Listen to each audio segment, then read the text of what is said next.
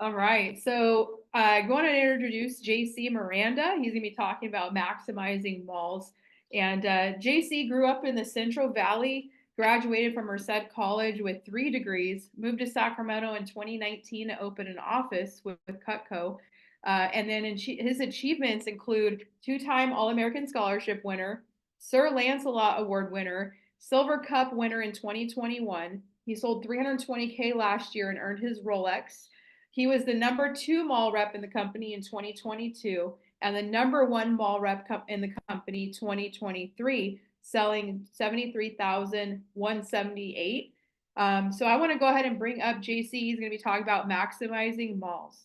Woo! Thank you, Denise. Before I start, I just want to show everybody something really cool that I obtained in my collection. This right here is a Cutco letter opener. Oh, nice. I don't know, has anyone ever seen this before? A Cutco letter opener? I haven't seen it until I think Mike Dowd, one of his clients, had posted it. And they're like, I got it on eBay. So I went to eBay and I got one just because I like vintage Cutco. Super cool. But I am so stoked, and I've been looking forward to talk to these two divisions regarding malls and how we can grow and learn from one another. There's a lot of things that I do that are very basic, and you may have seen or done them before. And then there are a few key things that make me very different from other reps that I either see or that I work with. And my goal is that you take 2 to 3 good nuggets and you gradually implement them into your business and to see how it can evolve. It's just crazy to think that a few years ago, um, I was working my first mall shift. It was back in 2018, and I sold 205 CPO on 5 shifts at a mall that cost, I think it was over $100 per shift, and it was within my first full year selling Cutco. I was not profitable whatsoever, and I was considering quitting. Unlike Matt, he had really good success right away. I was considering quitting Cutco altogether. Just within those times, I was like, oh my God, I'm paying to be here. I'm here on the weekends. I'm Mexican. We celebrate Christmas all month, yada, yada, yada. Yeah, and I wasn't profitable.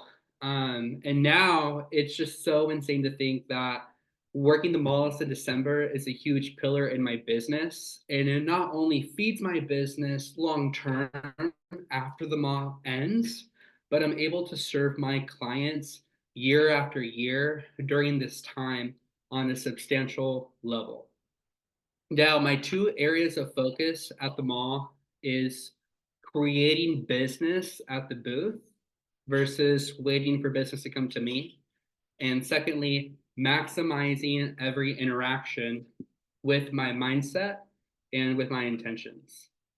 Now, I create business at the booth with 3 simple ways.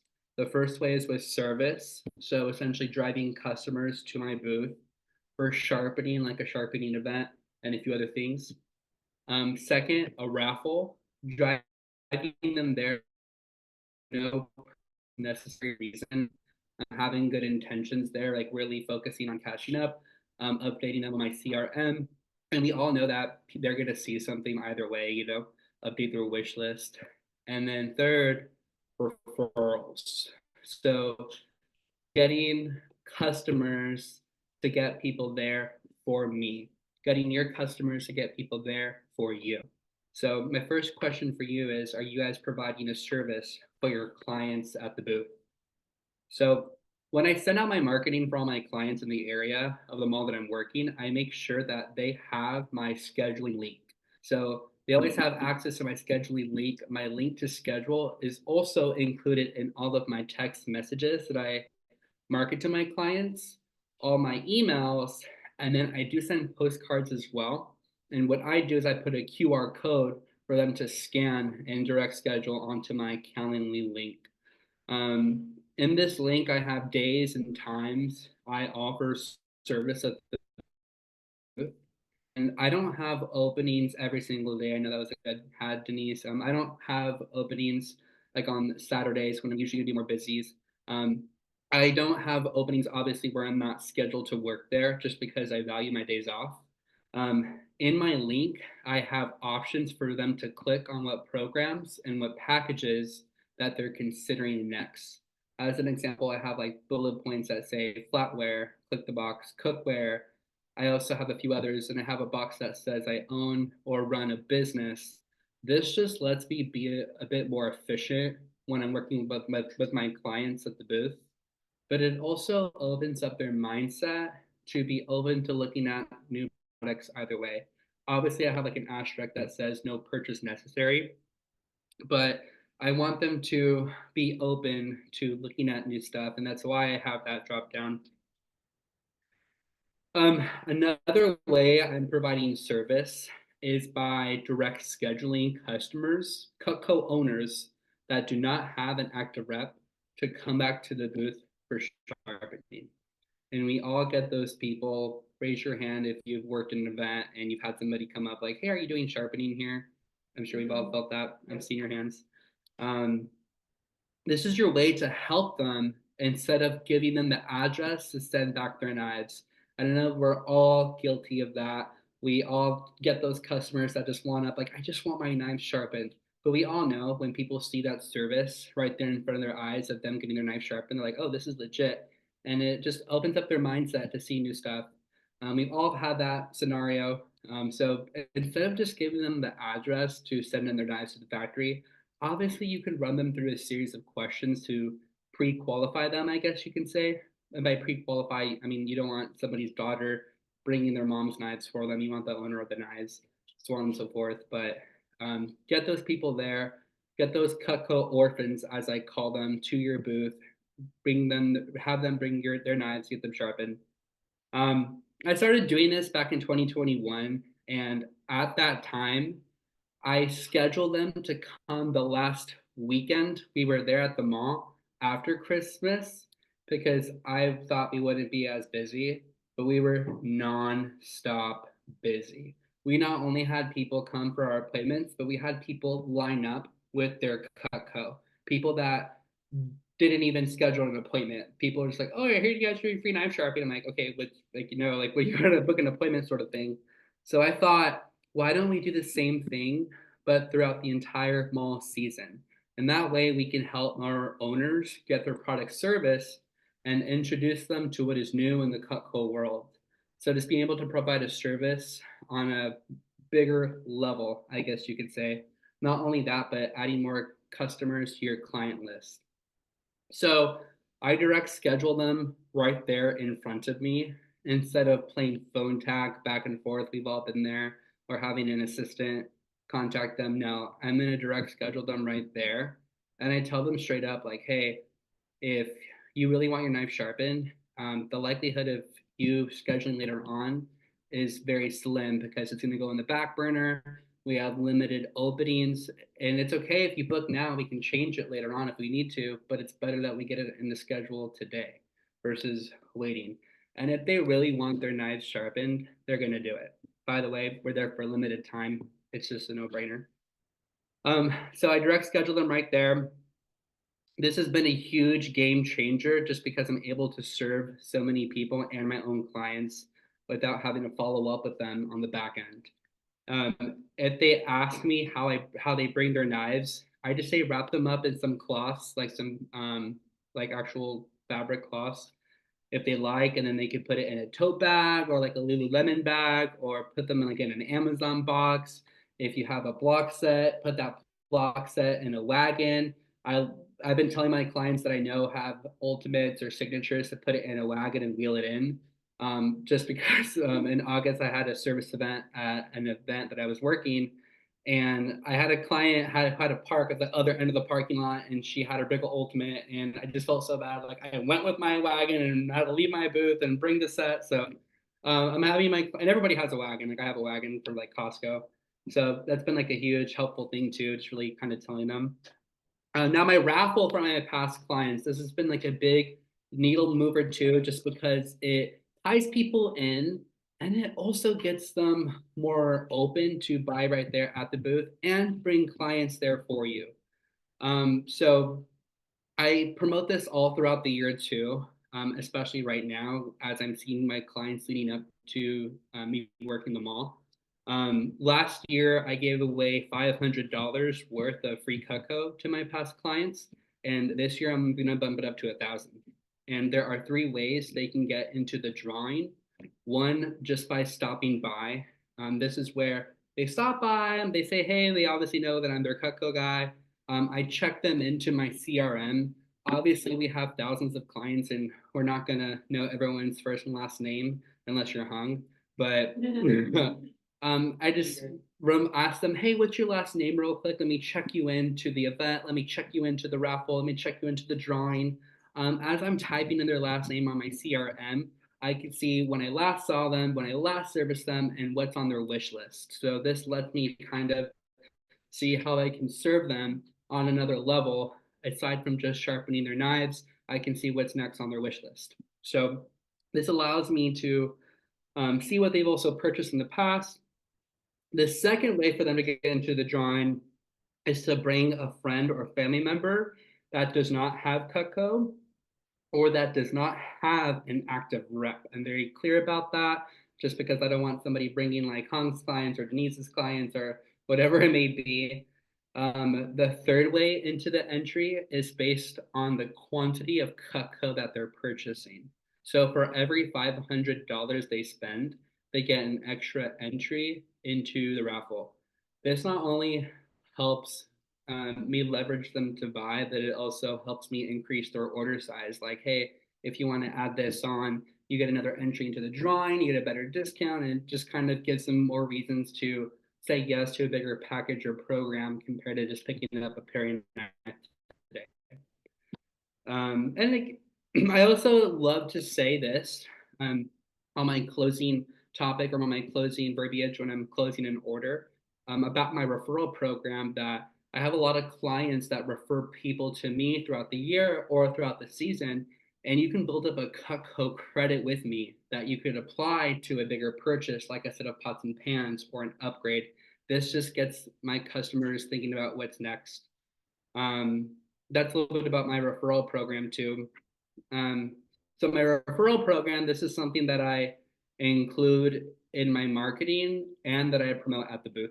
So for every person that they refer to me and that makes a purchase, they both receive a free Cutco gift from me. And I'm very vague on gift. I'm not giving like a like $100 credit. I used to, but a gift just so that way it could be like a paring knife where it's really based on the order or a gadget, cutting board, whatever it may be. Um, Now, like I said earlier, that's something I promote is the stack up credit. I let my clients stack up a credit depending on how many people they refer and the quantity that they purchase that they can purchase they could apply to a big order, like a pots and pans or an upgrade. That just gets them excited because they're referring people not only for you, but for them. Like they want to do that. Um, Now, what's next is your selling mindset. So, I want to ask you a very sincere question, and I want you to really answer this to yourself. But do you have your client's best interest at heart? And do they know that you have their best interest at heart? And I'm very transparent with my clients. Like I tell them, I am commission only. Obviously, when I like very personal in depth, specifically past clients, and I tell them like, hey, the money I'm gonna make off this is gonna go in and out of my bank account. You know, I got big boy bills, but the knives, the pots and pans, whatever they're looking at, they're gonna have those forever, and they're gonna use them forever. And I think it's just super cool. Um, And something else that I tell my clients, and something that they all know about me, is that I will never let them buy anything that they won't use or can't budget.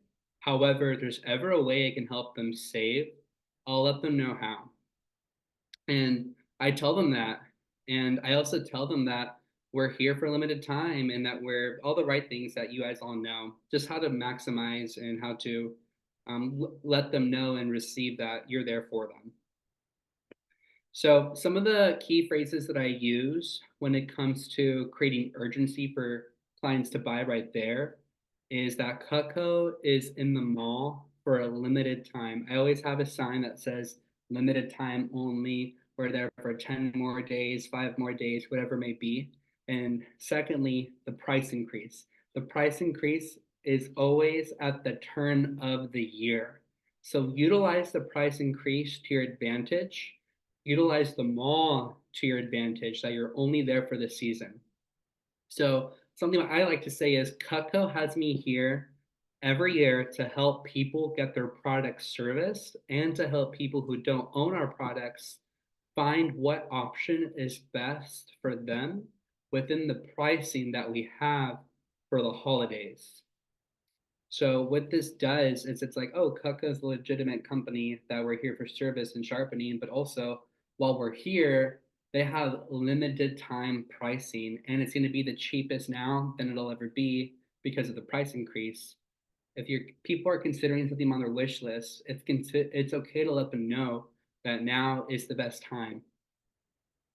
So use your experience in how long you've been working the mall year after year to your advantage.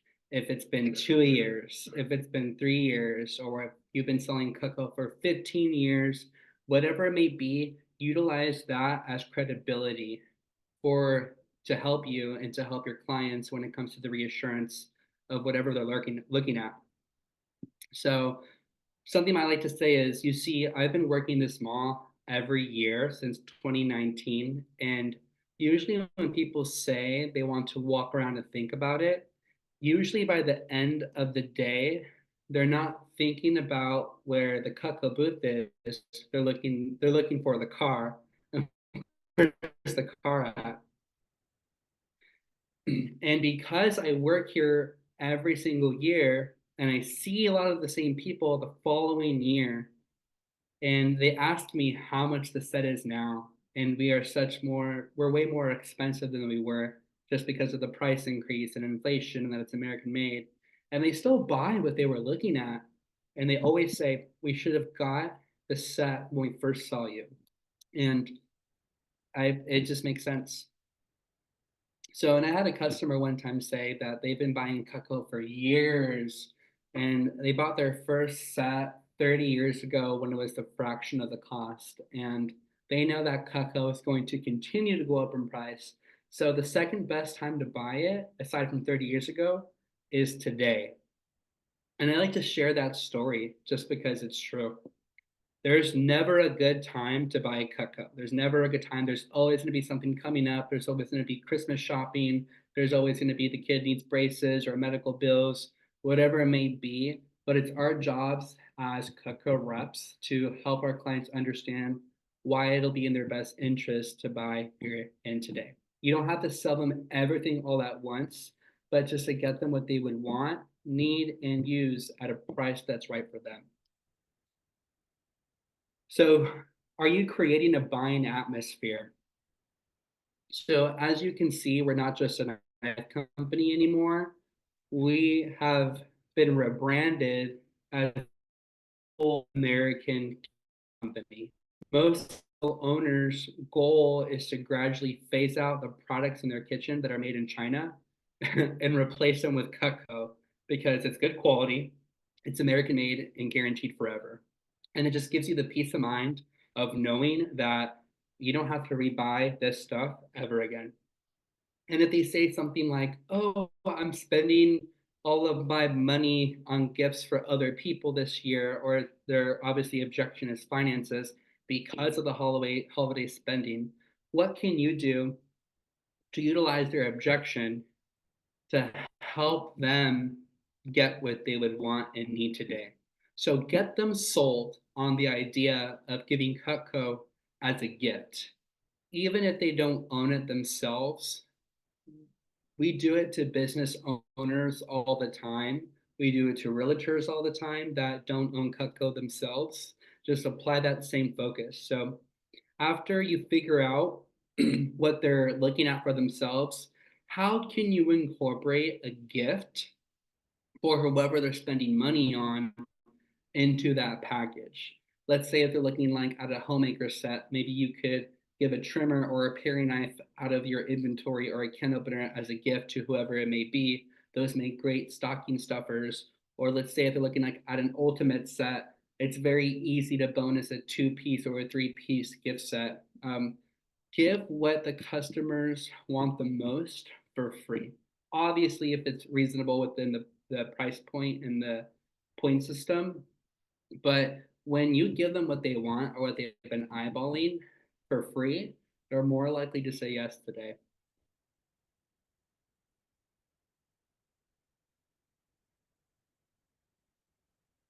An objection I hear all the time: I want to bring my husband back so he can see it. I want to bring my wife back so she can see it.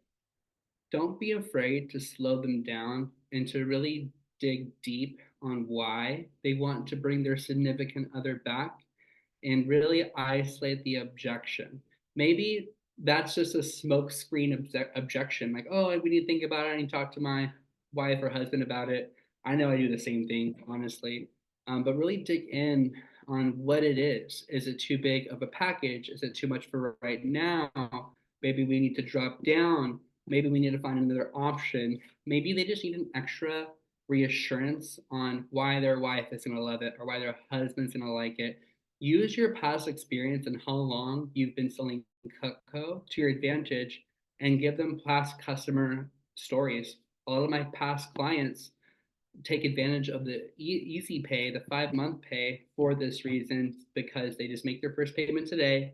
You get it right away. And that way, you and your wife, your family could all try it out together. Really dig deep with that and give them that reassurance. Um, Keep them there as long as you can and slow them down. This is not a drive-by experience. This is a world-class experience. So you want to treat them with world-class respect. So something that's super important is to have a service first mentality and take your time. People will more likely buy from you if they know you have their best interests at heart. Like I said earlier, if there's ever a way I can help you save, I'm gonna let you know how. And that's what I tell them. There's a lot of nice things at the mall, but this is one product that you will use every single day and you're never gonna have to buy again. And the whole family is gonna use it forever. Just remember that, and it's really easy to get caught up in the fact that we've been talking to people back to back to back. We're there for 8, 10, 12 hours. You had to go through traffic. You're probably hangry. I know I'm a different person if I haven't eaten or if I haven't had coffee. Don't talk to me. You don't know how they are. And keep in mind that you're their first interaction with Cutco, even though to you they may be like your 10th or 20th or a millionth, whatever it may be. But just remember the person that you're talking to is another breathing, eating, loving human being. So you want to treat them with the same respect that you want to be treated with. And that's where I really slow down and I build rapport throughout my pitch. And I'm focused on, I'll tell them like my goal is not to have a quick one-time transaction with you. I want to retain you as a client long term, and I'll be your Cutco guy from years to come. I've been doing this for years.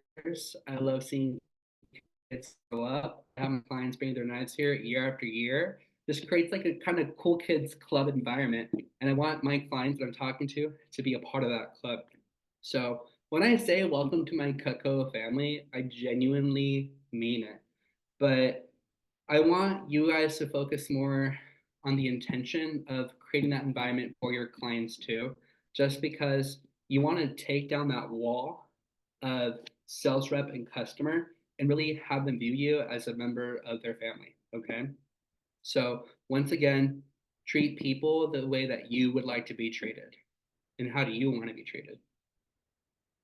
Next key point is maximizing the right interactions.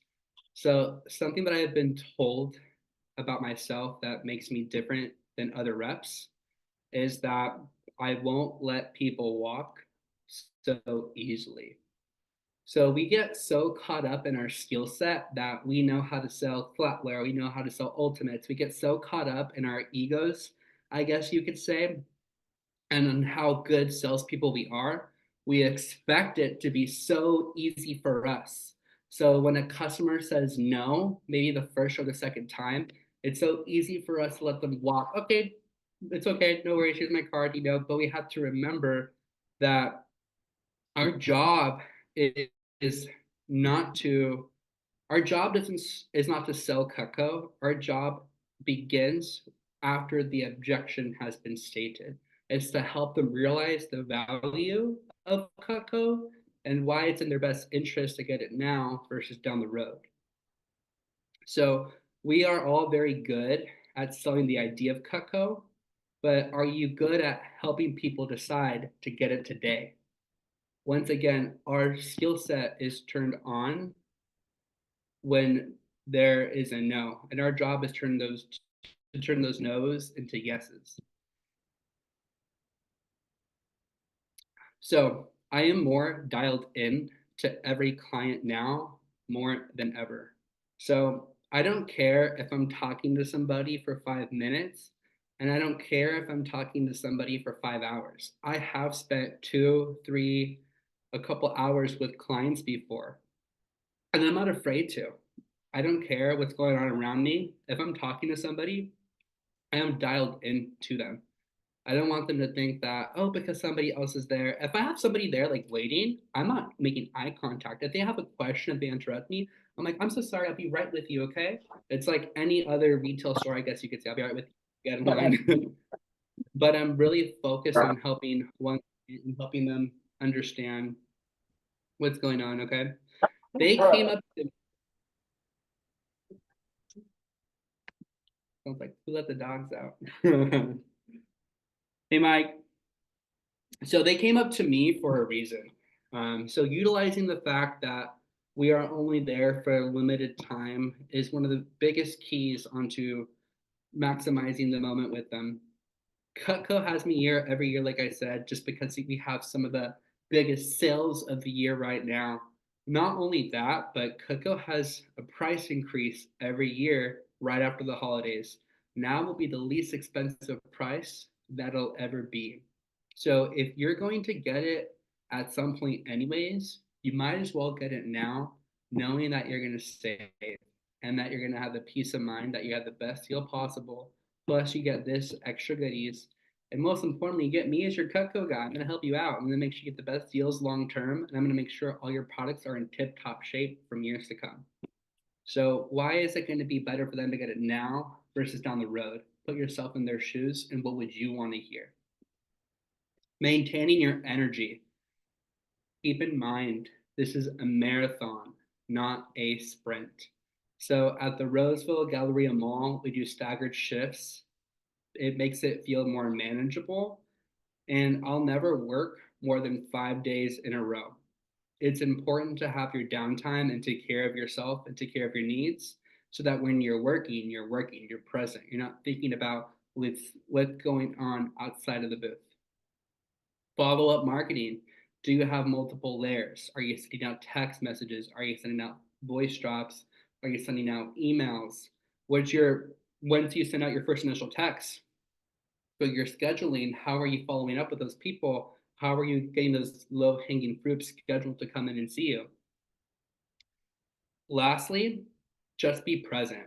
It's so easy during the season to check out and to want to leave early or to like give up your shifts to somebody else. It's so easy.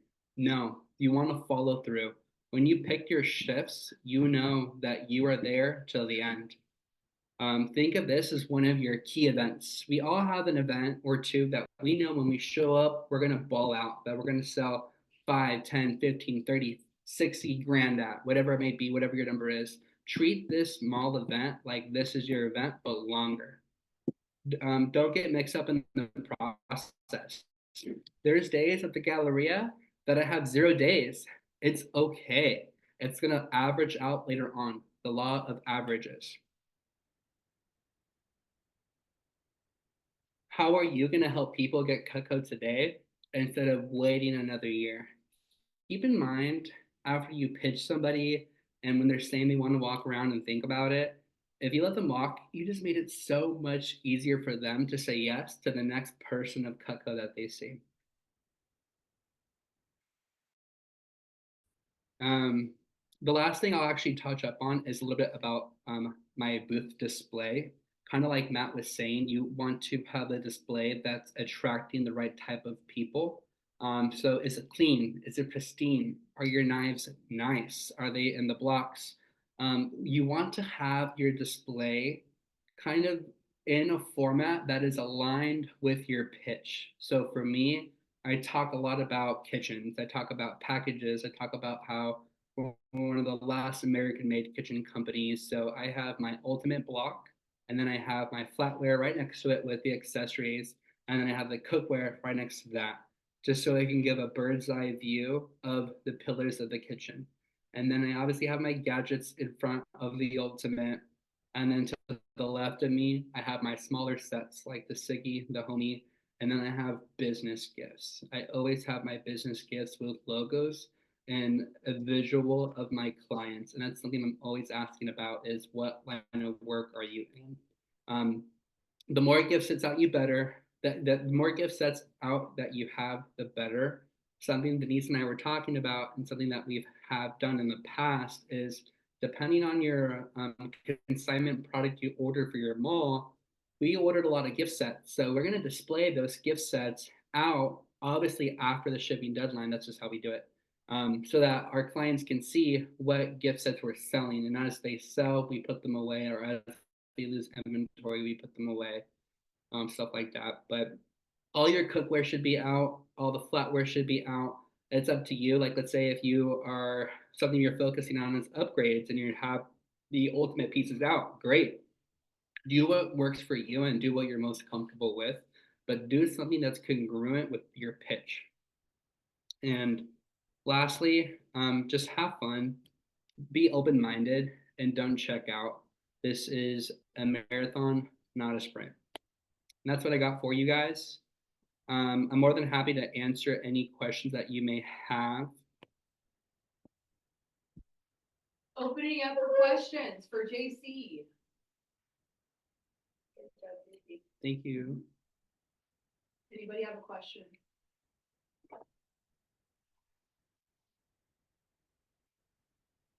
I would like to ask something.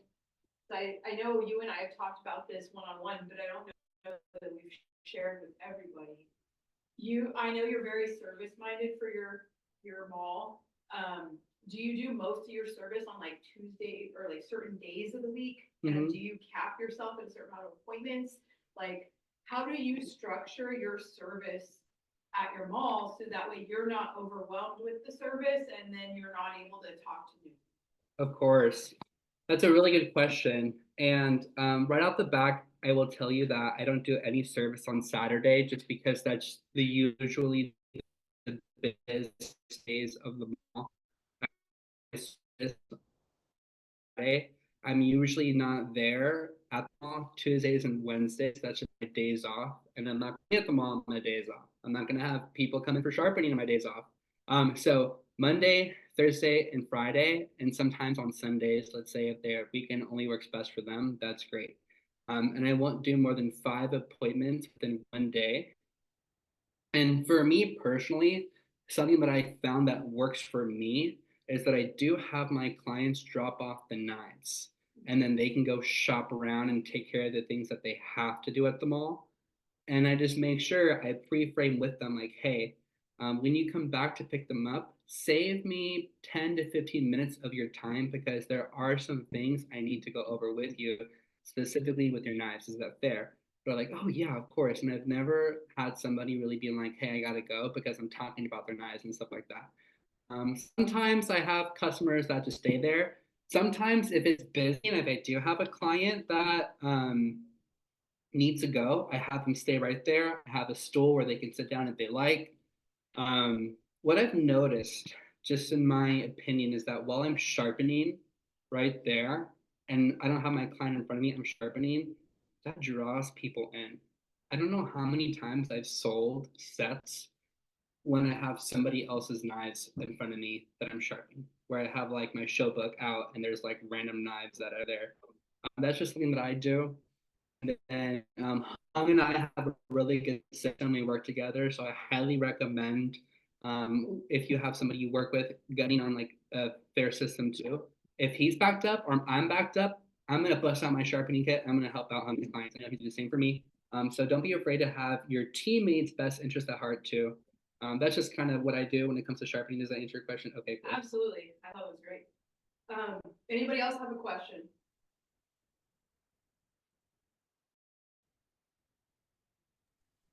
Hi, Blake. What's up, Mike? Repeat me. So David. Mike's unmuted. Go ahead, Mike. I have a question. What's your marketing look like for your kiosk? Got you. Several waves of text messages. I for sure have text messages leading up to my Black Friday. My Black Friday is what I call my opening weekend. So I have people primarily come there for just shopping, and then I start to schedule throughout the month. So I have text messages, I have emails, and then I have postcards. My postcards have a QR code where they can scan to come in and do just scan their my Calendly link. So those are like the three main pillars. Awesome. Did you have something you wanted to add? Yes, we talked a couple of times about like just slowing down the interaction, and I feel like probably bigger opportunity, like I just definitely like get in that mindset of like going fast because of like, oh, they're gonna walk away, or or I just get into like the script. So what are some of the things that you do to like slow down the interaction and be intentional with that? Of course. I'll give you some examples. So that's something that I take pride in and I know I do well in is slowing them down and becoming relatable to my client. And think of this as building a rapport throughout your pitch. So a question I ask a lot of is, do you barbecue? And like, oh, cool. Like, what do you barbecue? What are your specialties? Get them excited about talking about what they do. So they want to talk to you. They're like, oh yeah, like this person really cares. And then I tell them about some of the barbecues, the stuff that I cook. Like I said, I do a lot of tri-tip, I do a lot of chicken, stuff like that. If you don't barbecue, you can talk about the barbecue that you like, ask them how they do their tri-tip, whatever it is, to slow them down a little bit. And then like you can, and the way I kind of bring it up organically back into my pitch is like you do tri-tip, okay, great. Do you ever trim the fat? Oh, this is what this knife would be used for. This is the knife that you want.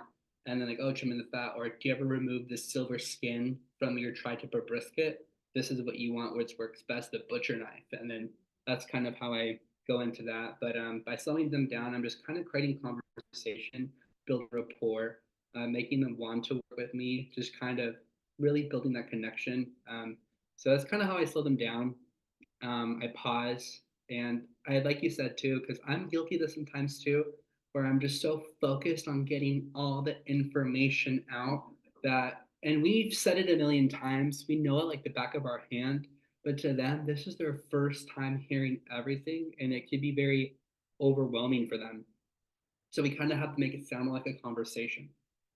And you're really good at that, so I'm like, okay. Something I really noticed is you also slow down. And I think that sometimes that's something we can utilize to slow the customer down is we just change your own pace and tonality of how you're speaking, right? Notice I'm like elongating a lot of my words instead of yeah, and like, and for me, and like I know this, and like my partner says it all the time, Christian, is that when I talk so fast, I have such a small mouth where sometimes you don't understand what the hell I'm saying. So I have to be very intentional on enunciating my words. But thank you. So I think about that often is just slowing down. And sometimes I slow down so well where they're standing there for a couple hours with me and it feels like the world is just moving up around us and it's just me and the client talking. So that's just something I focus on for sure. Awesome. Does anyone have anything else that they want to ask? All right, this is the #1 mall rep, guys, in the company. So this is your chance to ask whatever questions I'll give a quick few pro tips, just on what I like personally do to kind of decompress. You always want to make sure that you're there to your shift early. I personally pick out my clothes and what I'm wearing the night before, just so that's like one less thing I have to worry about. I make sure I have overnight oats. That's like the easiest breakfast for me. I have my meals packed, ready to go. If I get done with like an off pitch, that I can feel it really affecting me, just because like I think it's an empath. I think that the thing is Yeah. where you like really somebody's negativity, like I You can absorb feel their that energy. sometimes, and sometimes I have to take a walk. I personally go get a massage, like a quick little 15-minute massage, or I go shopping or do a little quick thing for like my lunch break, I guess you could say. And I'm also not afraid where if I'm working with somebody that's being negative, to take a walk. And I'll say it in a very like their best interest at heart, like, hey Denise, I love you so much, but take a walk, girl. Like go take a walk, decompress, like here, get us some Starbucks on me. You know what I mean? Like just how could you like Go elevate but no, but it's okay. And I'll be honest, and Danny knows this, I've had to tell him to go on a walk before, you know what I mean? Yeah. And sometimes like Don't be afraid to hold each other accountable. yeah, just don't be afraid to like really think of this as something like long. You're not gonna deal with those interactions all the time, but to really just make sure you're in the best mindset that you can be. And that's what I focus on a lot. Um, yeah. Any other questions or concerns or scenarios that you may bump into? All right, let's give JC Cool. a hand. Thanks, guys. Letter opener for sale, $500. No, I'm kidding. $5. I've never seen. He's all beginning bid.